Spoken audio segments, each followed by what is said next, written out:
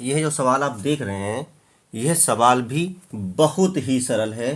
देखो क्या कह रहा है कि 12 सेमी त्रिज्या की एक बेलनाकार टब में 20 सेमी ऊंचाई तक पानी भरा हुआ है। तो एक बेलनाकार टब में पानी भरा हुआ है, ओके। और लोहे की एक गोली गेंद टब में डाली जाती है। अब उसमें टब में गोले की गेंद डाली जाती है और इस पर पानी का स्तर 6.75 सेंटीमीटर ऊपर उठ जाता है।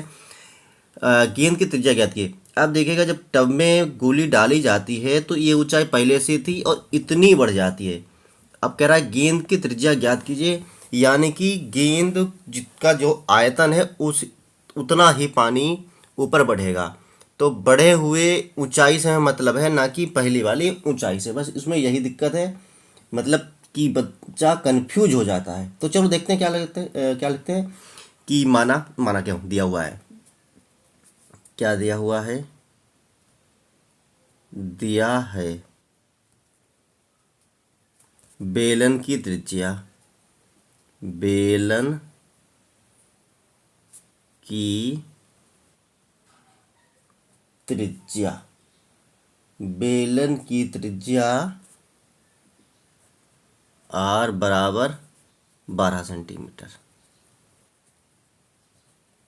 हो गया। अब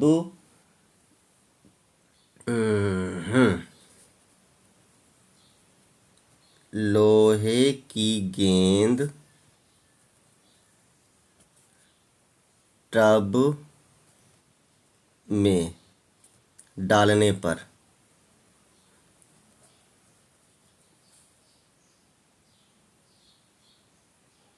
पानी के तल में वृद्धि। जो पानी है, पानी की ऊंचाई हुई वही। लोहे की गेंद टब में डालने पर पानी के तल लिख दो चाहे ऊंचाई लिख देना, ठीक। तल में हुई वृद्धि h बराबर 6.75 सेंटीमीटर। ये वृद्धि हुई है, ये हमने लिख दिया, ठीक है। अब बेलन के लिए पाई आर स्क्वायर एच सूत्र होता है, तो पाई तो हो मालूम है सबको, और आर हो गया और एच हो गया। अब ये ध्यान रखिएगा कि लोहे की गेंद मांग रहा है ना, कि लोहे की जो गेंद है उसकी त्रिज्या क्या है। तो माना गेंद की त्रिज्या बराबर बड़ी वाली आर। और गेंद यानी कि गोला होता है, गोला का होता है 4/3 पाई आर क्यूब। तो आर ही चाहिए होगा और आर हमने ये डाल दिया। तो अब ध्यान से देखिएगा, चूंकि आयतन उतना ही बढ़ेगा पानी का जितना गेंद का आयतन होगा, इसलिए दोनों बराबर होंगे। तो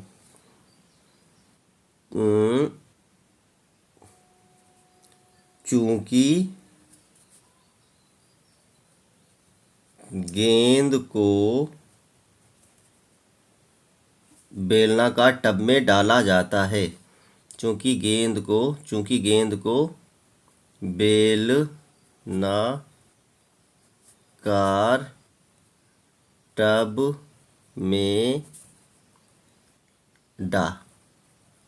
ये डाला जाता है, जिससे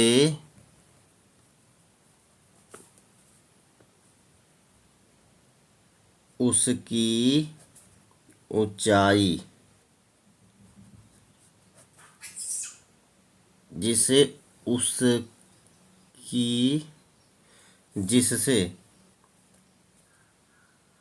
पानी की ऊंचाई लिखो। पानी की ऊंचाई 6.7 सेमी बढ़ती है। क्यों बढ़ती है?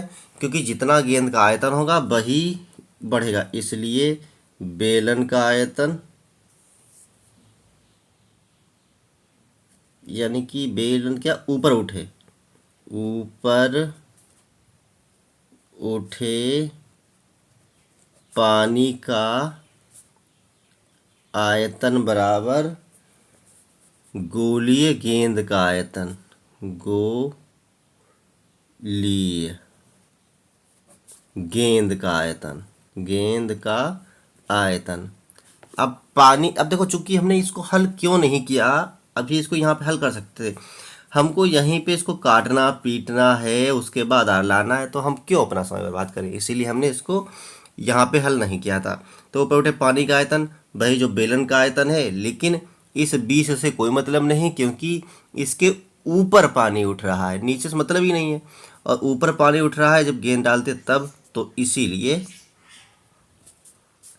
तो सूत्र होता है पाई आर स्क्वायर, और एच इसको माना है, और इसका होता है 4/3 पाई आर क्यूब। इतना आया होगा समझ में आप लोगों को। अब अगर इतना समझ में आया है तो सवाल में कुछ रह ही नहीं गया, अब तो आप हल ही कर लेंगे। देखिए ध्यान से, अभी पहले मान रख लेते फिर काटेंगे, वरना पाई पाई काट सकते हैं। तो पाई इंटू आर स्क्वायर, इसका आर कितना है, 12 है, तो 12 का स्क्वायर गुणे एच कितना है, 6.75, 6.75, यानी कि 4/3 पाई, ऐसे ही रहेगा, और गुणा में आर क्यूब तो है ही, चाहे से लगा दो। अब देखिए पाई पाई उड़ा ही देते हैं, कोई दिक्कत नहीं। अब एक चीज़ कर लेते हैं कि देखिएगा ध्यान से, इसको हम 2 बार लिख सकते हैं, यानी कि 12 गुणे 12 और गुणे ये तो है 6.75। अब ये 3 जाएगा ऊपर, गुणा में 3, ये 4 आएगा नीचे, बटे में 4, ये 4 इसके नीचे आएगा, ये 3 इसके साथ गुणा में जाएगा, और बराबर में आर क्यू है, तो आर क्यू इधर भी लिख सकते हैं हम, बराबर में आर क्यू। ये चाहे इधर लिख लो चाहे इधर लिख लो, बात बराबर ही है। अब क्या हल होगा हमसे, पता नहीं हल होगा या नहीं होगा, देखते हैं। 4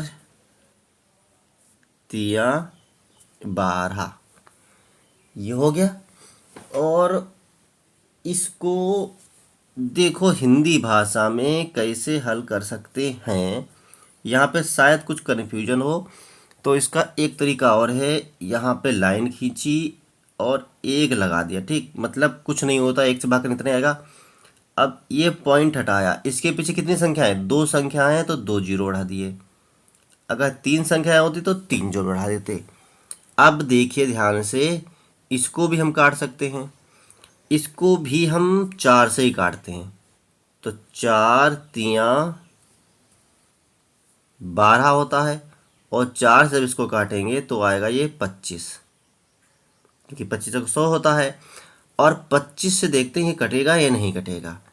देखिएगा 25 67 में काटना है, 25 दूनी 50 हो जाएगा, 25 दूनी 50 हो जाएगा, और 67 से 50 गया तो 17 बचा, और पीछे ये 5 है, 5 हो गया, तो 25 का पहाड़ा 75 में कितनी बार में जाएगा, 25 छक्का 150, 25 सत्ते 7 बार जाएगा, यानी कि ये पूरा पूरा कट गया। अब ध्यान से देखो, आर क्यूब बराबर ये 3 है गुणा में, ये 3 है गुणा में, ये 27 है गुणा में, सॉरी 27, और ये 3 बचा गुणा में, नीचे कुछ नहीं बचा। अब देखो इसको हम ऐसे क्यों लिख रहे हैं, आप कहो कि गुणा भी कर सकते हैं, गुणा कर सकते हैं, लेकिन हमारा ऐसा करना जरूरी थोड़ा सा है, या समझो उत्तर ही आ गया। देखो इसका मतलब है, इसका क्यू हटाएंगे तो यहाँ पे 3 3 की जोड़े बनाने पड़ेंगे, यानी कि ऐसे समझो, आर बराबर ये हमने हटा दिया और यहाँ पे 3 लगा दिया, ठीक है, और ये वर्गमूल वाला कोष्टक है, और यहाँ पे 3, इसको घन बोलते हैं, घन वाला है ये। अब 3 ये वाला, 3 ये वाला, और इस 27 को क्या लिखेंगे, 3 तिया 9 तियाँ 27, इस 27 को तोड़ लिया, 3 तियाँ 9, 9 तियाँ 27, यानी कि इनकी गुणा करेंगे तो 27 आएगा, ठीक है। और ये वाला बचा हुआ 3 ऐसे लिख लिया। इतना क्लियर हुआ। अब बस देख लो, इसका मतलब होता है जहाँ पर जितनी भी संख्या लिखी हो उतने जोड़े बना रहे हैं और बाहर निकाल लो। तो 3 का जोड़ा और 3 का जोड़ा, तो यहाँ पे दो संख्याएं बाहर निकल के आएंगी, 1 3 इस जोड़े से, 1 3 इस जोड़े से, और 3 तियाँ कितना हो गया 9, और ये पीछे सेंटीमीटर लगा दो। तो क्या आ गया, अतः गेंद की त्रिज्या, गेंद की त्रिज्या बड़ी R बराबर 9 सेंटीमीटर। सवाल बहुत सरल था। अगर अच्छा लगा तो लाइक शेयर कमेंट करें। फिर मिलते हैं अगले वीडियो में।